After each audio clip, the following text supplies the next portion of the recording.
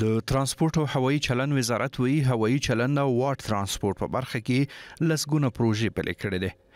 دغه وزارت مسؤلین وی د هوایي ډګرونو، مسافر وړونکو، بار وړونکو ترمینلونو او اډو په برخه کې روان کال کې څه باندې 15 پروژې پلي کړې چې څلوي هغه بشپړې شوې او د پاتې نورو کارونه هم روان دي.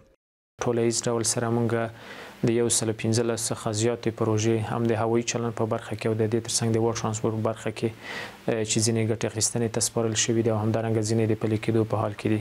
په ځانګړې توګه موږ ویلی شو چې په یاده موده کې د 40 شاوخوا کې هغه پروژې دي چې هغه ګټې اخیستنې ته سپارل شوي دي او د دې ترڅنګ د 70 څخه زیاتې پروژې چې اوس مهال هم د پلي کېدو یا تطبیق په حالت کې دي. ښاغلی آصفي وایي په دغه اډو او ترمینلونو کې ټول لازمه اسانتیاوې په پام کې نیول شوې چې لږه کې دغه وزارت او عامه خصوصي مشارکت لخوا ورکول کېږي. د 14 اسباب مساجد پروژې هم مهاله اوس روانې دي د ترانسپورت او هوایي چلند وزارت له لوري. دا ټولې پروژې د ترانسپورت او هوایي چلند وزارت په مالي لګښت باندې او د دې ترڅنګ د عامه خصوصي مشارکت له لارې پلي کېږي. بل پلو یو شمېر هیوادوال او موټر چلونکي بیا د ترانسپورت او هوایي چلند وزارت د ګام هرکلی کوي وایي په دې سره کولی شي د ښار ګڼه ګوڼه کمه او هیوادوال خوندي سفر ولري.